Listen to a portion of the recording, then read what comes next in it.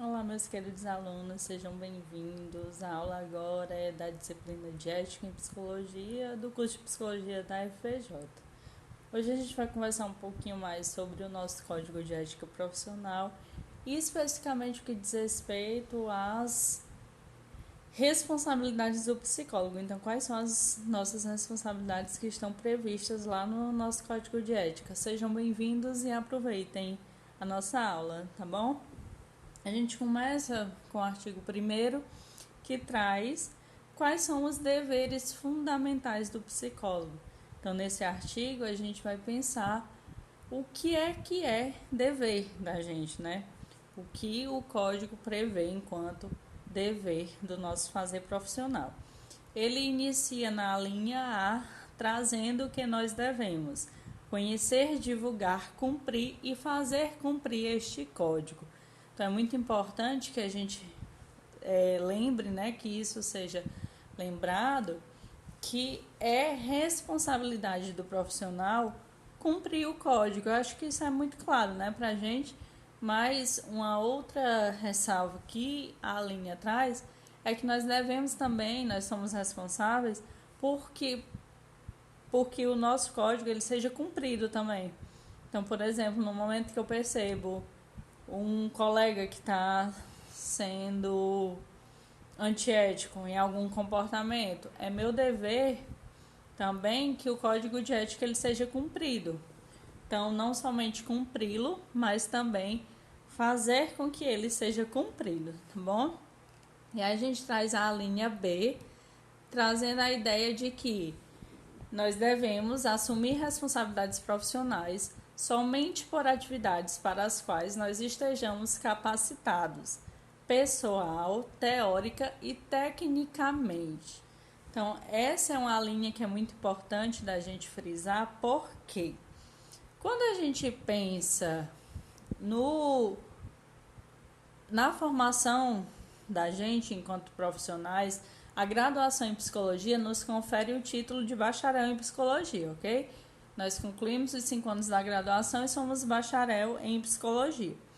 E esse título nos garante que nós possamos atuar em qualquer área, clínica, hospital, empresa, escola, enfim, qualquer que seja a área.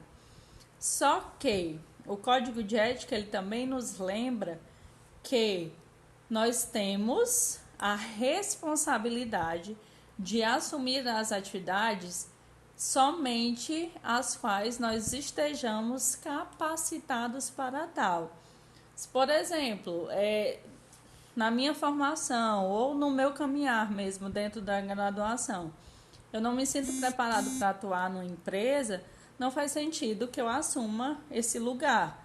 Então, o Código de Ética ele prevê que nós tenhamos essa responsabilidade de só assumirmos aquilo que a gente dá conta, né? Aquilo que a gente tem a capacidade, tanto pessoal como teórica, quanto técnica, para lidar com tal serviço. E aí na linha C, ele traz que nós devemos prestar serviços psicológicos de qualidade. Acredito que isso também seja muito claro para a gente, porque nosso fazer profissional ele é permeado pela qualidade também. Então a gente precisa oferecer serviços de qualidade em condições de trabalho dignas e apropriadas à natureza destes serviços, utilizando princípios, conhecimentos e técnicas reconhecidamente fundamentados na ciência psicológica, na ética e na legislação profissional. Então, essa linha ela traz para a gente algumas coisas, né? Primeiro, a noção clara da prestação de serviço de qualidade, isso é claro para a gente, mas também ela traz outras questões, como as condições de trabalho dignas. Então, nós precisamos ter condições de trabalho dignas para que esse serviço seja ofertado com qualidade. E a gente precisa se voltar sempre, acho que isso é um exercício mesmo diário no nosso fazer profissional. Esse voltar-se à ciência psicológica em si, porque a nossa profissão é uma profissão que tomou muitos espaços, ela ocupa hoje muitos espaços e a gente corre o risco digamos, esquecer um pouco da ciência no meio do processo. E é nosso dever, é nossa obrigação, né? O código prevê isso, que nós utilizemos técnicas e conhecimentos fundamentados na ciência psicológica. Então, não dá, por exemplo, para num tratamento, num acompanhamento, eu indicar que a pessoa reze alguma oração, por exemplo, porque isso não condiz com a ciência psicológica. Então, toda e qualquer intervenção por parte do profissional psicólogo, ela deve estar respaldada na ciência psicológica. E isso é uma luta que nós psicólogos percorremos, e a gente conquistou esse espaço e a gente não pode abrir mão dele, né? A gente não deve abrir mão desse espaço conquistado pela psicologia. Bom, e aí na linha D, ele traz que nós devemos prestar serviços profissionais em situações de calamidade pública ou de emergência sem visar benefício pessoal. Essa linha em particular diz muito respeito à realidade que a gente está vivendo, que é essa situação do Covid-19, né? Vocês devem ter visto pelo Instagram, pelo WhatsApp, pelo Facebook aí, vários profissionais falando sobre o seu serviço, se disponibilizando mesmo para realizar o serviço. E o nosso código prevê que nós temos que prestar serviços profissionais em situações de calamidade pública. E aí, ressaltando, obviamente, que nós não podemos visar o benefício pessoal. É sempre pensar no social nessa hora. Então, diante dessa realidade que a gente está vivendo, por exemplo, o psicólogo ele pode ser convocado e até está acontecendo. A gente foi convidados, nós somos convidados a nos inscrevermos numa plataforma nacional junto com vários outros profissionais da área da saúde e poderemos ser convocados para atuar junto às frentes de cuidado em diversos setores, tá bom? Então, é obrigação do psicólogo também prestar os seus serviços em situações de calamidade pública. E aí, na linha E, a gente tem estabelecer acordos de prestação de serviços que respeitem os direitos do usuário ou beneficiário de serviços de psicologia. Então, nessa linha, eu destaco a noção do acordo que a gente tem que fazer com o nosso cliente, com o nosso usuário, enfim, de qualquer lugar que a gente ocupe no fazer profissional. A pessoa que está ali diante da gente, muito provavelmente ela não sabe como é a psicologia ou o que é a psicologia.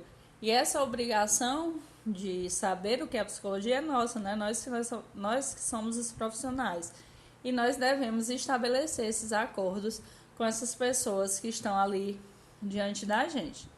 Na linha F, ele traz a ideia que nós devemos fornecer a quem de direito, na prestação de serviços psicológicos, informações concernentes ao trabalho a ser realizado e ao seu objetivo profissional.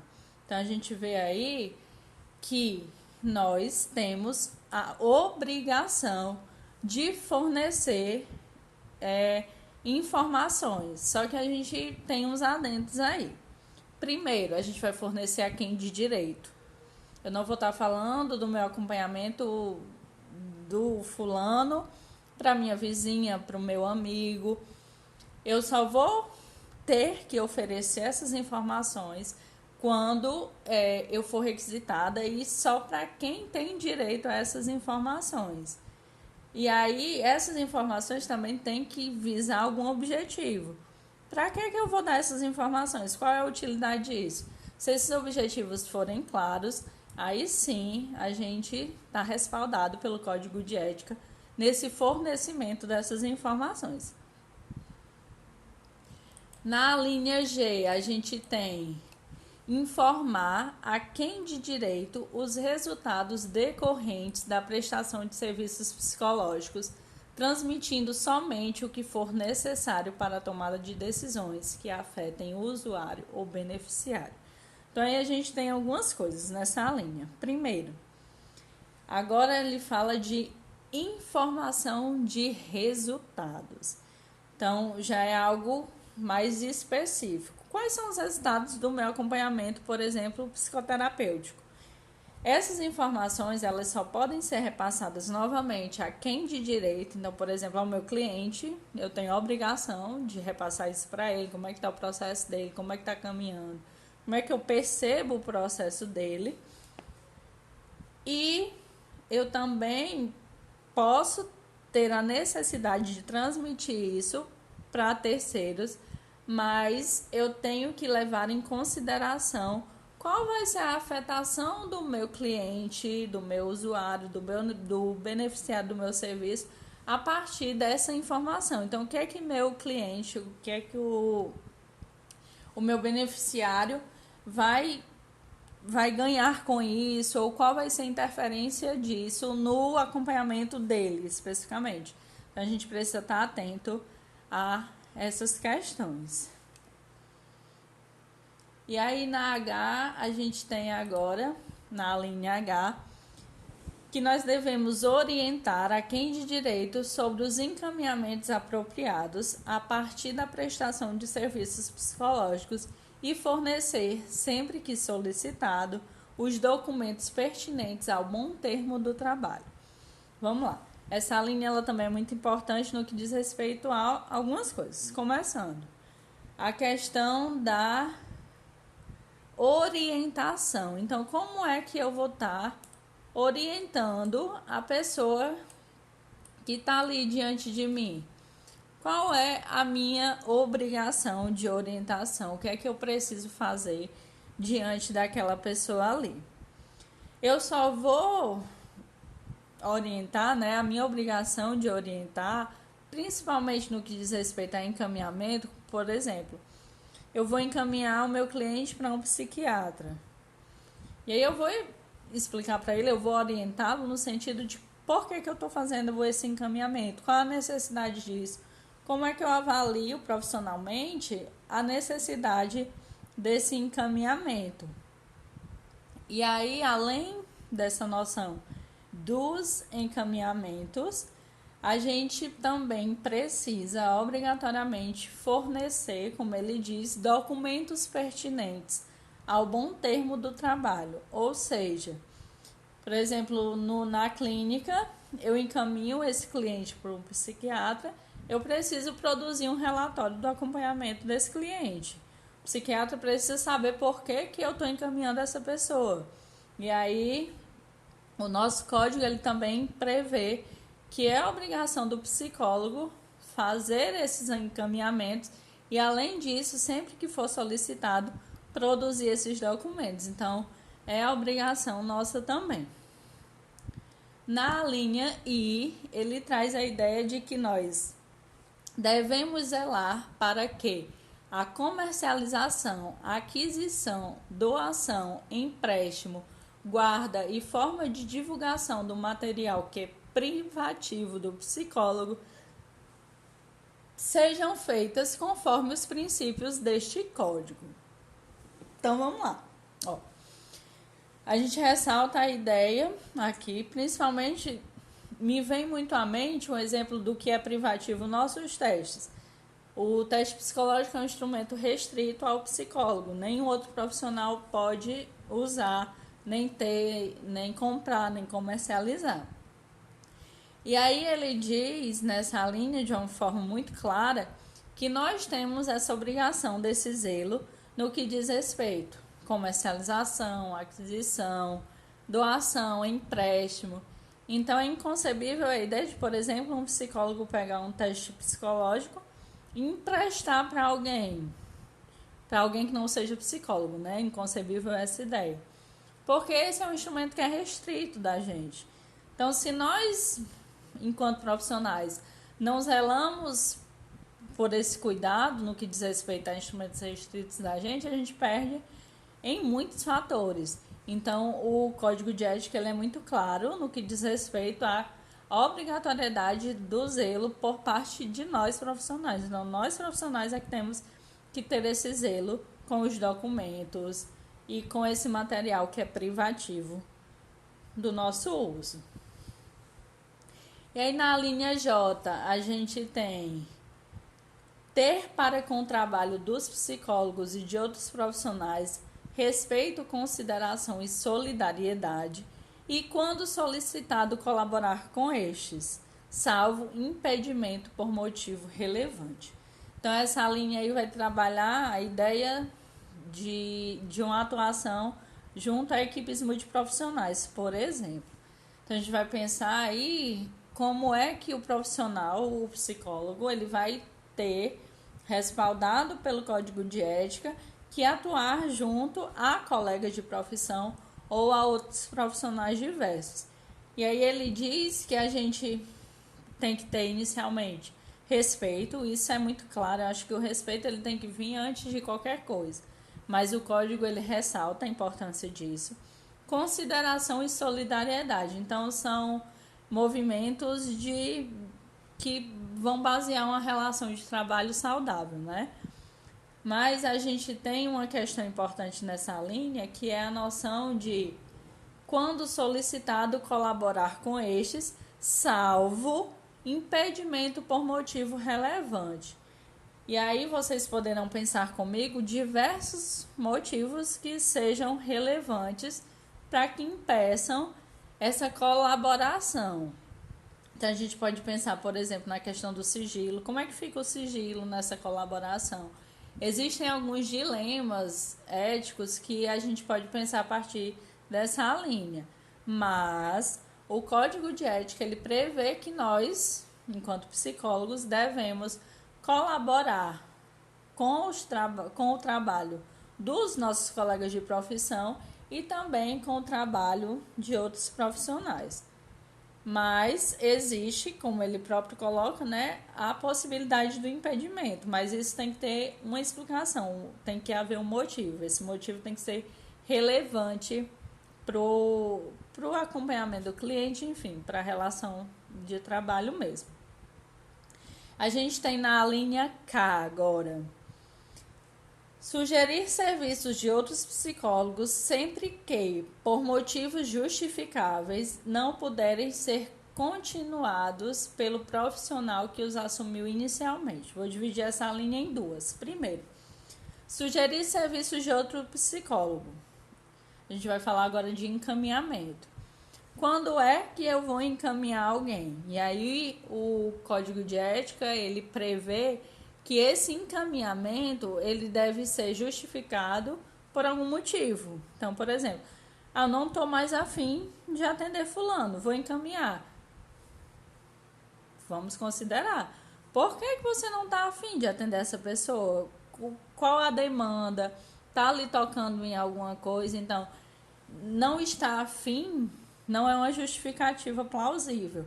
Então, para que eu encaminhe uma pessoa para um outro profissional, eu tenho que ter uma justificativa. Por exemplo, eu moro numa cidade e vou ter que me mudar. E aí, como eu vou me mudar, os meus clientes não vão conseguir permanecer comigo. Então, eu tenho que encaminhá-los para um outro profissional. Isso é uma justificativa. Desculpa, gente, uma justificativa plausível. E aí ele fala uma outra coisa importante, que ele diz que a gente deve fornecer ao substituto as informações necessárias à continuidade do trabalho. Então, não é só, eu estou encaminhando a Maria, o João, enfim. Estou encaminhando e pronto, tá aí o encaminhamento. Não é só isso. Enquanto psicólogos, nós temos também a obrigação de fornecer as informações necessárias para o psicólogo que irá dar continuidade ao serviço. Como, por exemplo, as demandas iniciais que foram superadas, como é que está o processo terapêutico desse cliente? O que o outro psicólogo precisa entender? Quais são as demandas que geram mais dificuldade nesse paciente? Então, tudo isso a gente vai ter a obrigação de transmitir para o outro profissional.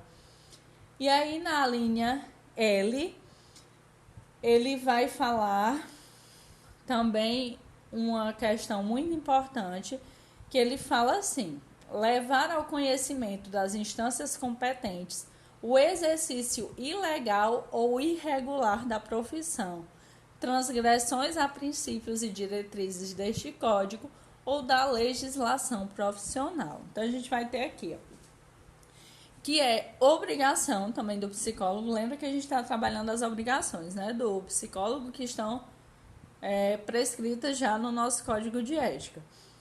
É a obrigação do psicólogo levar ao conhecimento das instâncias competentes, como, por exemplo, o CRP, o CFP, que são os Conselhos Federal e Regional de Psicologia, as informações acerca de, por exemplo, exercício ilegal. O psicólogo não é formado. Exercício ilegal. E também o que diz respeito ao exercício irregular da profissão, como, por exemplo, a gente está vivenciando um certo boom do atendimento online. Mas dentro do CFP tem uma plataforma específica que é o EPSI, que é um cadastro para os psicólogos que desejam atender nessa modalidade online. Se, por exemplo, eu sei de algum psicólogo que está atendendo online, mas não fez esse cadastro junto ao EPSI, esse psicólogo está exercendo de forma irregular. Então, o código é bem claro que é obrigação nossa levar essa informação ao conhecimento dos conselhos, né, das instâncias que são competentes para avaliar essas questões. E aí ele diz que a gente deve se basear sempre, né, nesses exercícios ilegal ou irregular, transgressões aos princípios e diretrizes do nosso código de ética ou da legislação profissional. Então a gente vê que o nosso código de ética ele é bem claro no que diz respeito aos deveres fundamentais da gente, que estão prescritos no artigo 1º das nossas responsabilidades, tá bom? Então, o nosso vídeo de hoje fica por aqui. Eu espero que vocês curtam, que vocês comentem as impressões de vocês, que a gente tenha um bom papo no que diz respeito às nossas obrigações e os nossos deveres, tá bom? Então, gente, um abraço. Espero que vocês curtam, compartilhem não precisa. Só curtam e um abraço e até a próxima aula, tá, gente? Tchau!